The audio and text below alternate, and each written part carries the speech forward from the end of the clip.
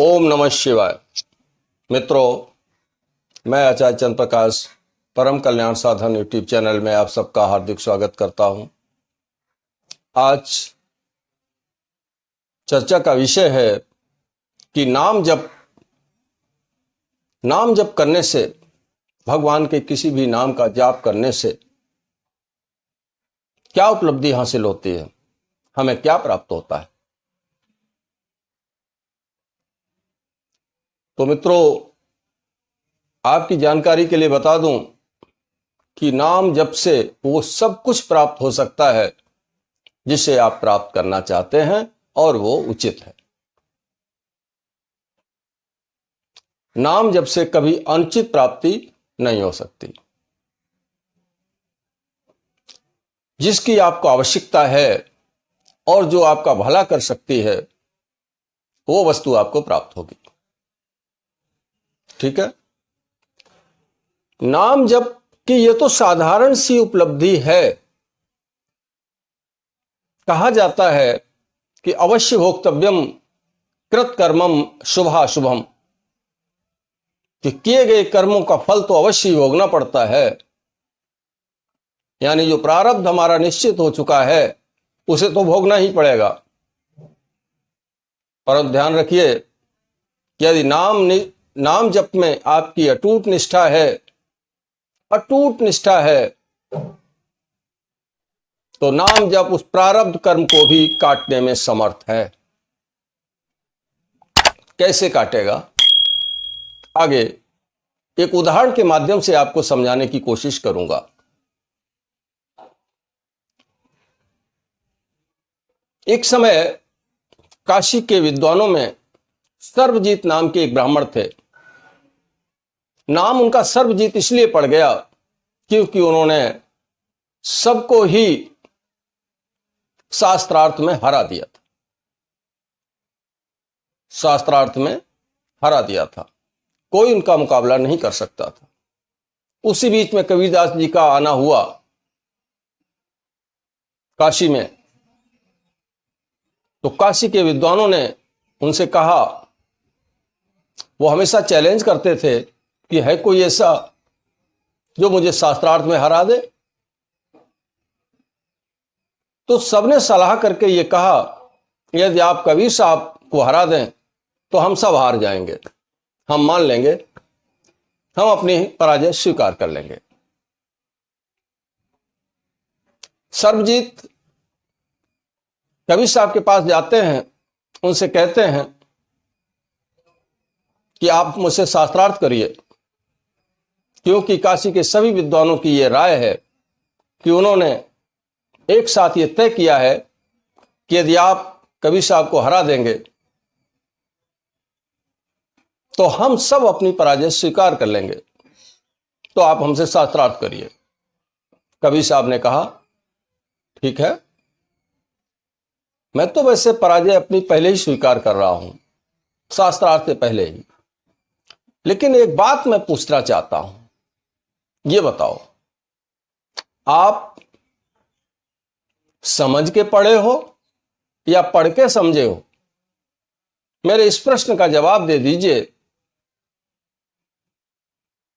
और मैं अपनी पराजय स्वीकार कर लेता हूं। उनका माथा घूम गया। कहा, आपने जो प्रश्न किया है ना, वो मेरी समझ में ही नहीं आया। आप पूछना क्या चाहते हैं? कि मैं ये पूछना चाहता हूं कि जो आपने पढ़ा है, तो आप पढ़ के समझे हो या समझ के पढ़े हो? जरा सी बात है, आप बताओ। वो निरुत्तर हो गए। कहा, प्रभु, मैं अपनी पराजय स्वीकार करता हूं, आप मुझे नाम दीक्षा प्रदान करिए। कबीर साहब ने उनको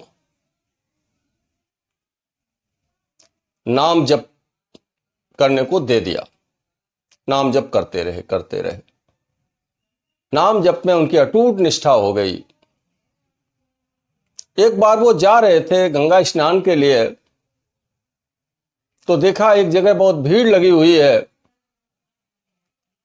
वहां जाकर के उत्सुकतावश उन्होंने पूछा कि ये भीड़ कैसी है। आगे बढ़ गए, देखा एक व्यक्ति है जो आत्महत्या का प्रयास कर रहा था, लोगों ने उसे रोक रखा है। उन्होंने कहा, भाई आत्महत्या क्यों करना चाहते हो? तुम्हें मालूम नहीं है कि आत्महत्या से बढ़कर के कोई पाप नहीं होता, कोई अपराध नहीं है आत्महत्या से बढ़कर के। क्या तुम संसार की मुसीबतों से छुटकारा पालोगे? आत्महत्या करने के बाद ये मुसीबतें और बढ़ जाएंगी।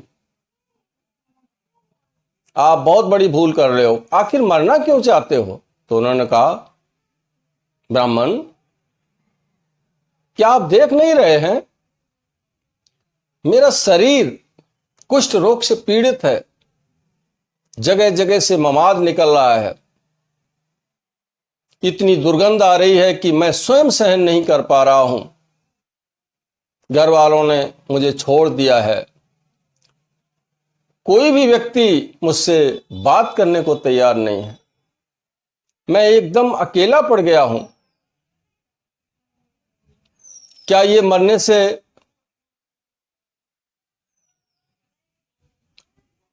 मरने की स्थिति नहीं है? मैं जी करके मैं किसके लिए जीऊं, क्यों जीऊं, जबकि संसार से धुतकारा जा रहा हूं। तो इसीलिए मैंने ये निश्चय किया है कि मैं अपनी आत्महत्या कर लूंगा। उन्होंने कहा, अच्छा। सर्वजीत महोदय को बहुत अधिक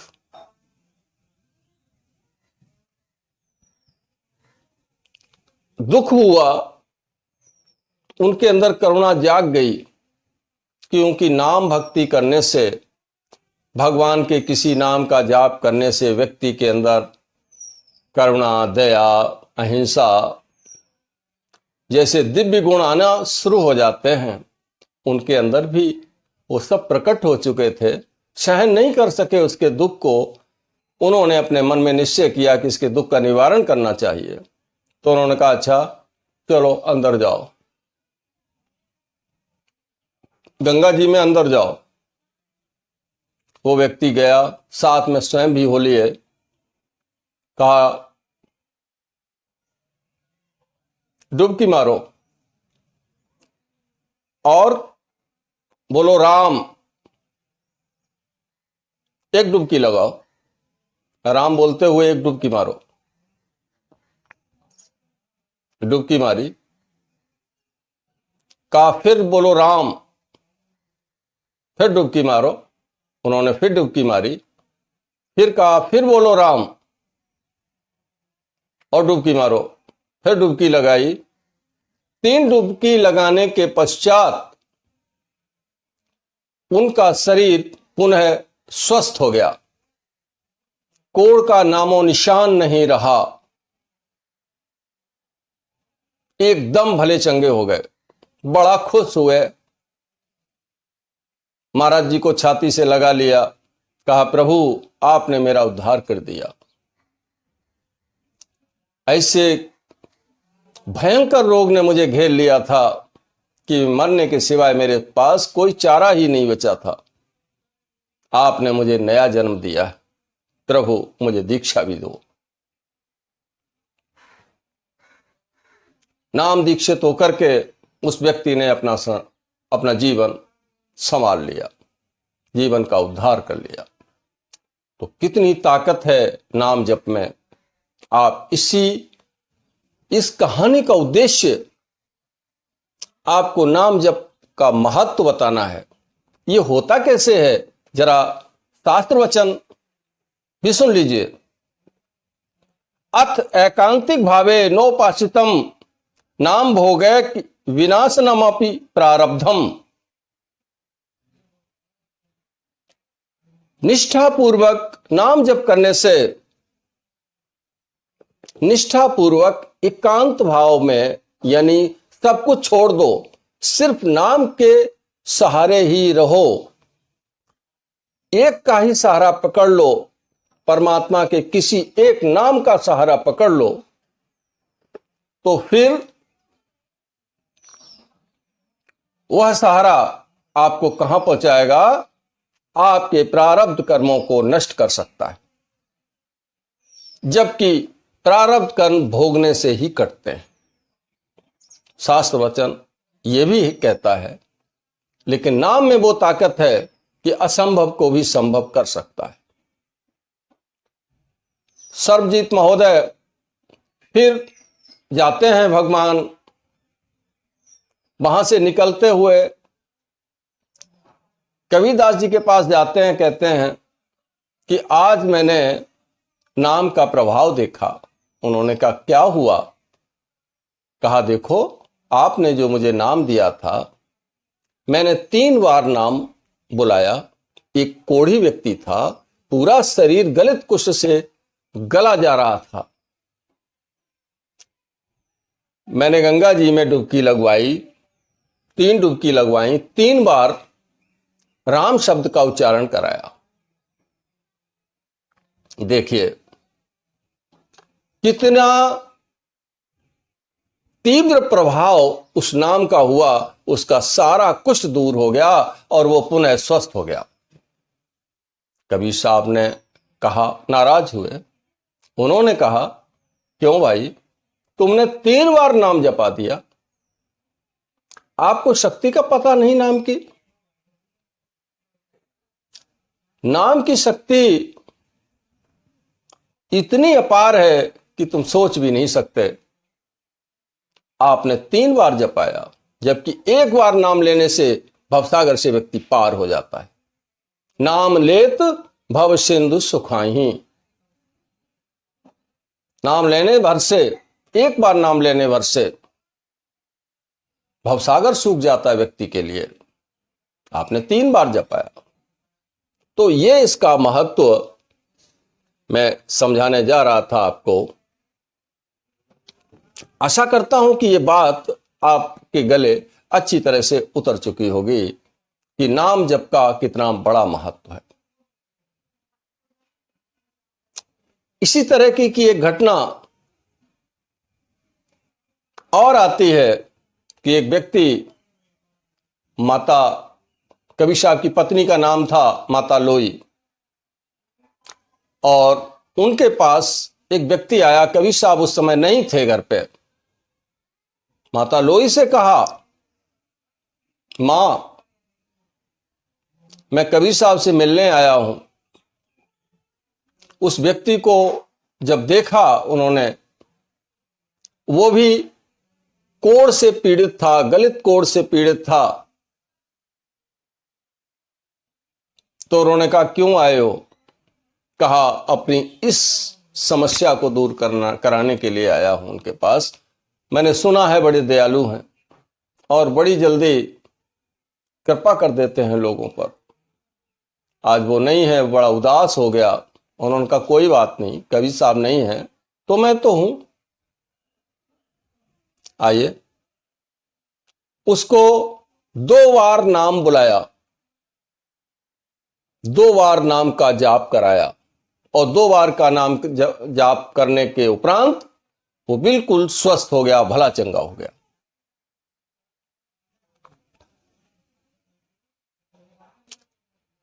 उस माता लोई ने कहा आप जाओ, ठीक हो, अब कोई बात नहीं, जाओ।